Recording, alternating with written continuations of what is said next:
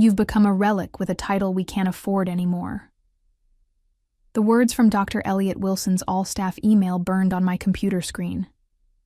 My hands trembled as I reread the announcement that had been sent to over 300 hospital employees. After careful consideration of our financial outlook, I've made the difficult decision to eliminate several administrative positions. This includes the role of Senior Hospital Administrator, currently held by Marissa Shaw. While we appreciate her 18 years of service, Northwood Memorial needs fresh perspectives to navigate today's healthcare challenges. Gina is stuck in the past, resistant to innovation, and preventing us from implementing necessary changes.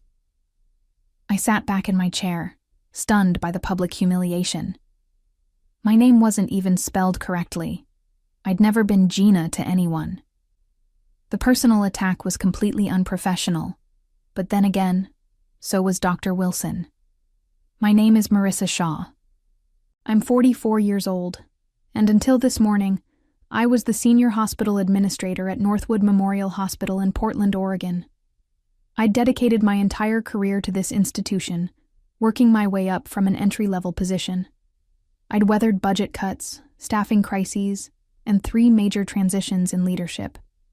But nothing had prepared me for this. I heard a soft knock at my door. It was Vanessa, my assistant, her eyes wide with concern.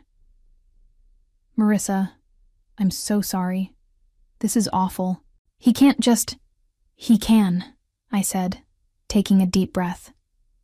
"As Chief Medical Director, he has the authority to restructure administration. I knew something was coming when he canceled our last 3 meetings." Dr. Wilson had arrived 6 months ago with grand promises and an impressive resume. He spoke of innovations and efficiencies, but showed little interest in understanding how our hospital actually functioned. His first act had been to eliminate free parking for staff. His second had been to reduce nursing coverage on night shifts. "What will you do?" Vanessa asked, her voice cracking. I looked around my office, at the certificates on the wall, the family photos, and the row of binders on my shelf labeled Safety Protocols and Violations. Those binders contained 18 years of meticulously documented safety concerns, staffing issues, and policy violations. Some were resolved. Many were not. "I'll be fine," I said, feeling a strange calmness settling over me. Sometimes being underestimated is an advantage. I stood up and started collecting my personal items, leaving the binders untouched. I had digital copies of everything. When security arrived to escort me out, another of Wilson's humiliating tactics, I was ready. I smiled, took only my personal belongings, and walked out with my head held high. That evening, I made a single phone call.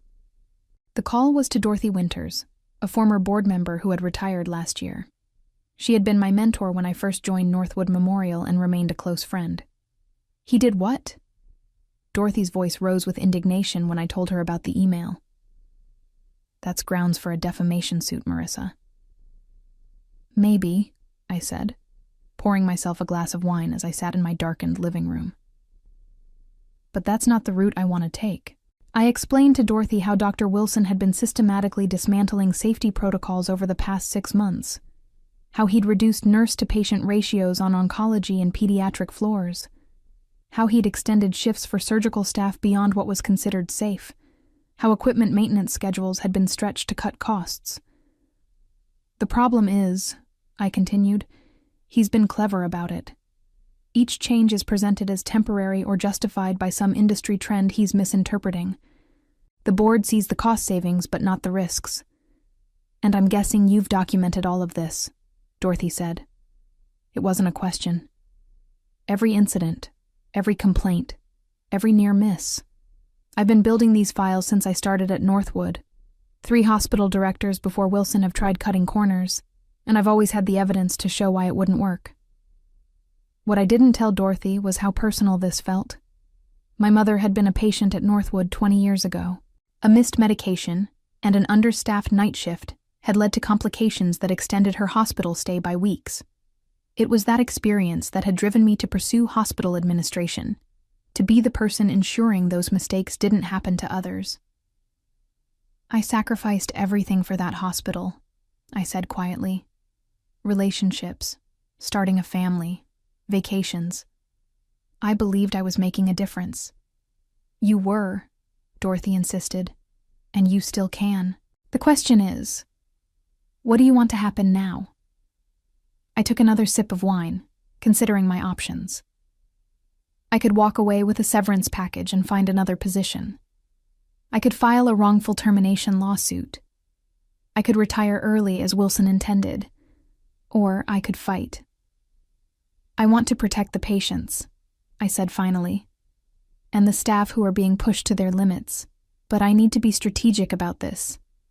Smart, Dorothy agreed. Wilson has the board's ear right now, but that can change quickly if the right information comes to light. I glanced at my laptop, thinking of the files I'd been maintaining. Years of documented safety violations, staffing concerns, and policy breaches. Concrete evidence that could not be dismissed as the complaints of a disgruntled former employee. Give me a few days, I said. I need to organize my thoughts and my evidence. 3 days after my humiliating dismissal, I sat at my dining room table surrounded by printouts of emails, policy documents, and incident reports. I'd spent hours organizing the most compelling evidence of safety violations under Dr. Wilson's leadership. My phone buzzed with a text from Jessica Palmer, the night shift charge nurse in the emergency department. You wouldn't believe what happened last night. 2 nurses called out sick and weren't replaced. We were at dangerous levels all night. A patient with chest pain waited 4 hours to be seen. Wilson says it's the new normal, and we need to adapt. I added this to my growing file. It wasn't just anecdotal evidence anymore. The statistics showed a clear pattern. Incident reports had increased 37% since Wilson took over. Near misses, potential errors caught before they harmed patients, were up 42%. Staff turnover had doubled. My doorbell rang, interrupting my thoughts. I opened it to find Vanessa standing there with a takeout bag. I figured you weren't eating properly, she said, pushing past me into the kitchen. Also, I have updates. As she unpacked containers of Thai food, Vanessa filled me in on the chaos at Northwood. Wilson announced your replacement today. It's his former colleague from Chicago, Thomas Barton. No healthcare administration experience, but apparently a visionary in healthcare economics. I snorted. Translation: he knows how to cut costs regardless of impact. Exactly, Vanessa nodded. Oh, and they're implementing a new staffing model next week. Nurses will cover more patients, and they're cutting support staff hours. Has anyone raised concerns? I asked, though I already knew the answer. Catherine in nursing tried. Wilson told her if she couldn't handle the workload, perhaps she should explore opportunities elsewhere. Catherine Morris had been Northwood's nursing director for 15 years. She was respected, efficient, and uncompromising when it came to patient safety. If Wilson was pushing her out too, the situation was worse than I thought. What's your plan? Vanessa asked, studying my expression. You have that look you get when you're plotting something. I hesitated. Vanessa was loyal, but involving her could put her job at risk. I'm considering my options, I said carefully. The most direct route would be going to the board with evidence of unsafe practices, but Wilson has them convinced he's saving the hospital from financial ruin. What about the healthcare authority? Vanessa suggested. An anonymous tip about safety violations would trigger an investigation. I'd considered this, but regulatory investigations moved slowly, and Wilson could cover his tracks. I needed something more immediate. I'm thinking I might need to approach this from multiple angles, I said. The regulators, yes, but also the medical staff who have concerns, the patients who've experienced declining care, and possibly the media. Vanessa raised an eyebrow. Going nuclear, huh? Not yet, I replied. But I'm preparing for all possibilities. What I didn't say was how angry I felt. Not just about losing my job, but about the disregard for safety I'd spent my career protecting. Wilson wasn't just pushing me out. He was undoing years of work that kept patients safe. I thought about the binders in my office, the evidence I'd accumulated, and made a decision. It was time to act. A week after my dismissal, I sat in a quiet corner of a cafe 3 blocks from Northwood Memorial, nursing a cup of coffee that had long gone cold. Across from me sat Dr. Andrew Bennett, chief of surgery, and someone I'd worked closely with for over a decade. "I shouldn't be meeting with you," he said in a low voice, glancing around nervously. "Wilson made it clear that anyone maintaining contact with you would be seen as undermining the new direction." "Yet, here you are," I observed. Andrew sighed, running a hand through his salt and pepper hair. "What's happening isn't right, Marissa. Wilson is making decisions that compromise patient care, and nobody seems able to stop him." "Tell me what's changed since I left," I said, pulling out a notebook. For the next 30 minutes, Andrew detailed alarming developments. Surgical teams working double shifts, equipment maintenance postponed, supplies rationed to the point where staff were bringing their own basic items. Most concerning was the new streamlined patient discharge process that prioritized freeing up beds over ensuring patients were ready to go home. "We had 3 readmissions last week because patients were discharged too soon," Andrew reported grimly. "One was an elderly woman who went home without proper medication instructions. She was back in the emergency department 12 hours later, much worse than when she left." "Are people documenting these incidents?" I asked. Andrew nodded. "We're trying, but Wilson's appointed administrators who minimize concerns or lose the paperwork.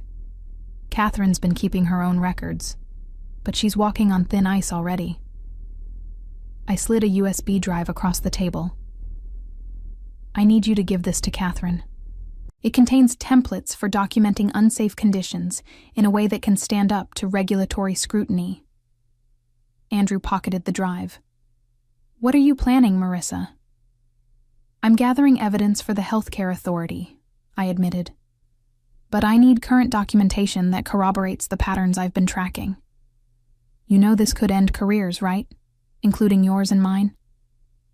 I met his gaze steadily. "What about the patients whose lives we're supposed to be protecting? How many of them will suffer because we were too afraid to act?" Andrew looked down at his coffee. "You're right. It's just intimidating. Wilson has the board wrapped around his finger.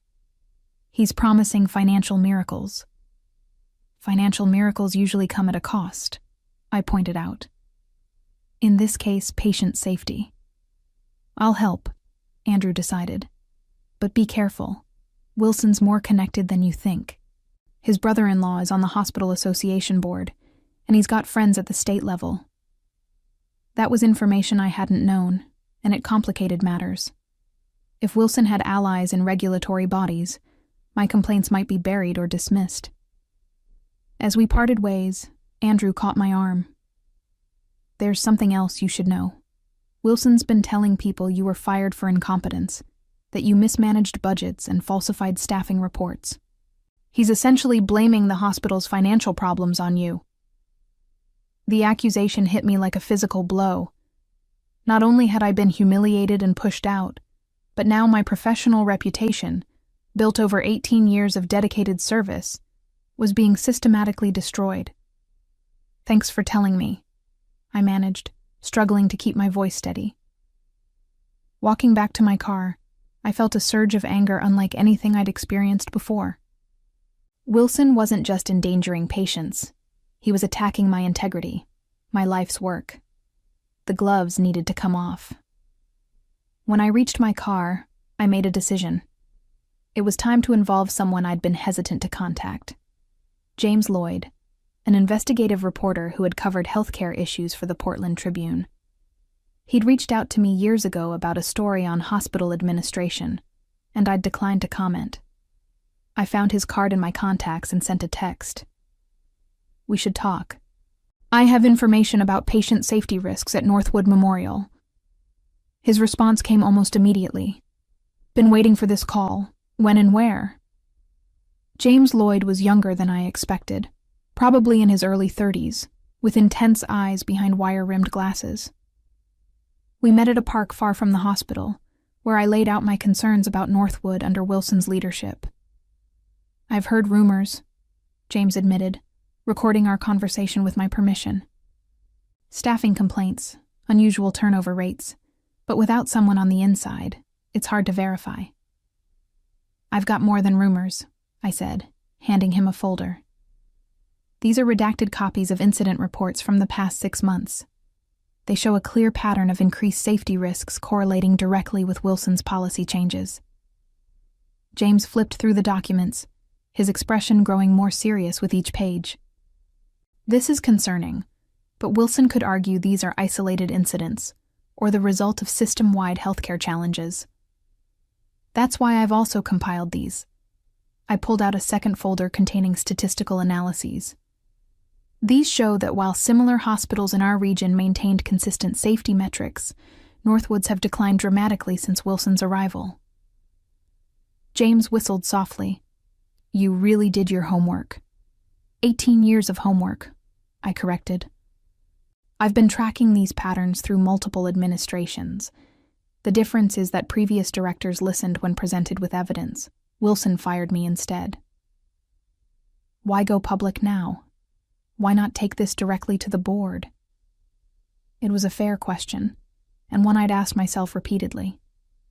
The board hired Wilson specifically to cut costs. They're seeing the financial improvements without understanding the safety trade-offs, and Wilson has convinced them I'm incompetent and bitter. James nodded slowly. "So, you need public pressure to force their hand." "Exactly. Once patients and the community understand what's happening, the board will have to act, regardless of Wilson's connections." "This is a solid story," James said. "But you should know what you're getting into. Wilson won't take this lying down. He'll attack your credibility, your motives." "He's already doing that," I pointed out. "At least this way, the truth gets told." As James packed up the documents, promising to verify my claims independently, I felt an unexpected twist of doubt. Was I doing this for the right reasons? Was it about patient safety, or was it about my wounded pride? The answer came to me as James asked one final question. "What's your best-case outcome from this?" Without hesitation, I replied, "That Northwood returns to prioritizing safe, quality care over cost-cutting. Whether I'm part of that future or not is secondary." That evening, I received an unexpected call from Dorothy. "Wilson's making moves," she said without preamble. "He's been calling board members individually, telling them you're planning to sue the hospital for wrongful termination. He says you're fabricating safety concerns to strengthen your case." My stomach dropped. "That's not true. I have no plans to sue." "I know that, but they don't. He's poisoning the well before you can even approach them." This was a development I hadn't anticipated. Wilson was more strategically minded than I'd given him credit for. "There's more," Dorothy continued. "He's expediting his cost-cutting plans, implementing them all at once rather than gradually. It's like he knows a storm is coming and wants to secure as many changes as possible." That meant he suspected I was gathering evidence. Perhaps he'd been warned about my meeting with James. Or maybe Andrew's conversation with Catherine had been discovered. "What should I do?" I asked, suddenly feeling out of my depth. "Stay the course," Dorothy advised, "but be prepared for things to get ugly. Wilson's the type who's built his career on never backing down, never admitting mistakes." After we hung up, I sat in my living room, staring at the wall of evidence I'd assembled. I'd planned to move methodically, building my case before making it public. But Wilson was accelerating his timeline, which meant I needed to accelerate mine. I texted James, "How quickly can you run the story?" The headline appeared 3 days later. "Patient safety concerns plague Northwood Memorial Hospital."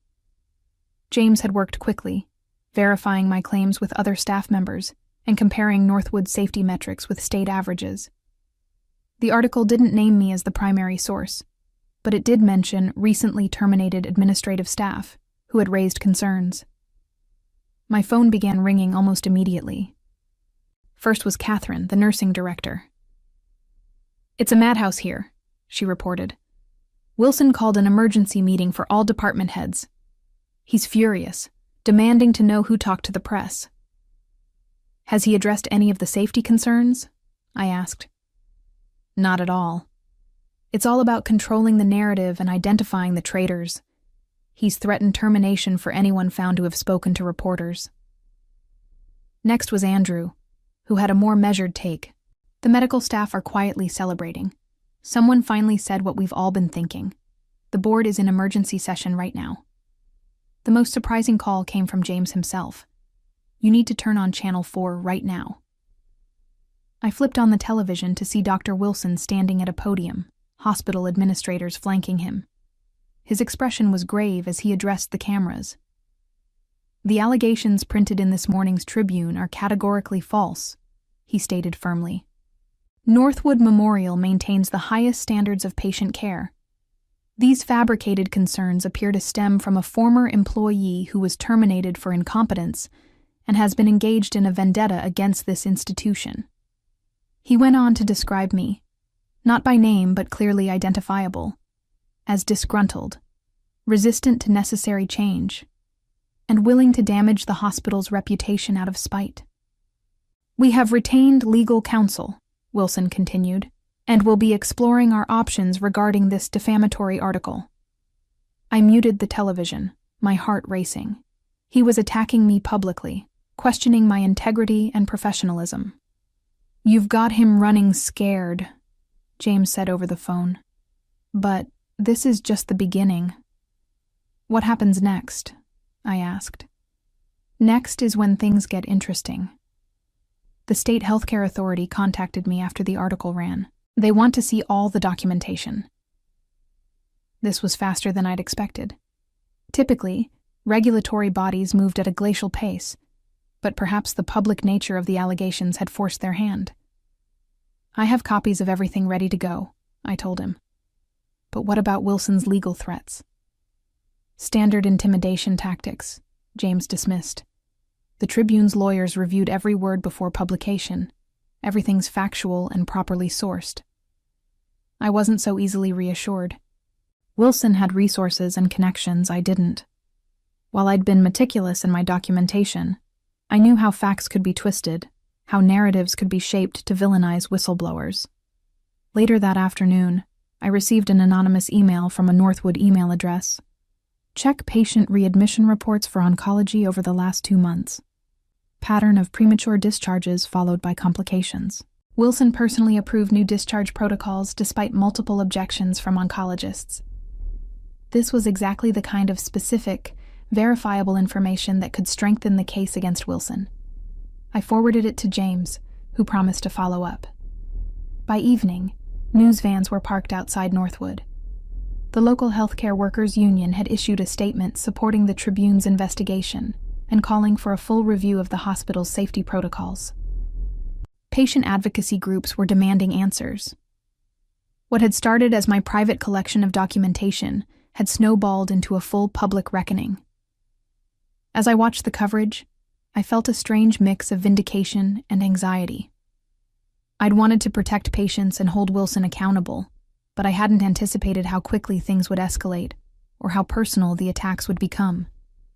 This was no longer just about my career. It was about the future of Northwood Memorial and the safety of countless patients. And despite Wilson's counteroffensive, I knew I had one critical advantage. The truth was on my side. 1 week after the Tribune article broke, the healthcare authority announced a formal investigation into Northwood Memorial. Inspectors arrived without warning, reviewed records, interviewed staff, and observed operations. Wilson was noticeably absent during their 3-day visit, represented instead by nervous administrators who struggled to answer pointed questions about staffing ratios and safety protocols. I watched from a distance, getting updates from Catherine and Andrew. The investigation itself was vindication, proof that my concerns warranted attention. But I knew Wilson wouldn't go down without a fight. On the 4th day, I received an unexpected visitor. Thomas Crawford, chair of the hospital board, stood on my doorstep looking uncomfortable. "Mr. Crawford," I said, genuinely surprised. I didn't expect to see you here." "May I come in?" he asked, glancing over his shoulder as if worried about being seen. I led him to my living room, where my wall of evidence was still displayed. He stared at it for a long moment before speaking. "The board has received the preliminary findings from the Healthcare Authority," he said gravely. "They're concerning. Significant safety violations, potential regulatory actions, possible fines." He paused. "They specifically cited decisions made under Dr. Wilson's leadership." I waited, sensing there was more. "We've also discovered financial irregularities," he continued.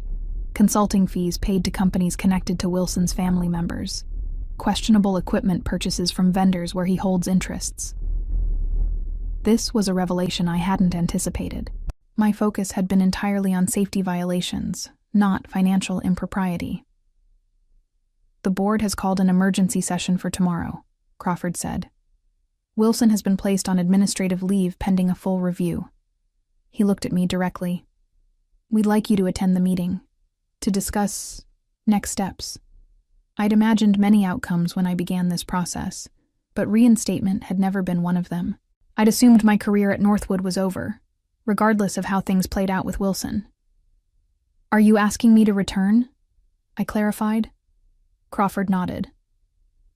"The board recognizes we made a serious error in judgment, both in hiring Wilson and in allowing your termination. Your knowledge of the hospital's operations is exactly what we need right now." The board meeting was tense, with members clearly divided on how to proceed. Some, including Crawford, acknowledged the errors in judgment regarding Wilson. Others were still defensive, suggesting the problems had been exaggerated. Wilson himself was absent, represented by an attorney who made vague statements about differences in management philosophy and misunderstandings about policy changes. When it was my turn to speak, I laid out not just the safety concerns, but my vision for addressing them. Reinstating proper nurse-to-patient ratios, resuming regular equipment maintenance, and implementing a system of checks and balances to prevent future compromises to patient care. "These aren't radical suggestions," I emphasized. "They're standard practices that Northwood successfully maintained for years before recent changes. Yes, they have costs, but so do readmissions, complications, and regulatory fines." The debate continued for hours, but by meeting's end, the board had reached several decisions. First, Dr. Wilson's employment was terminated, effective immediately.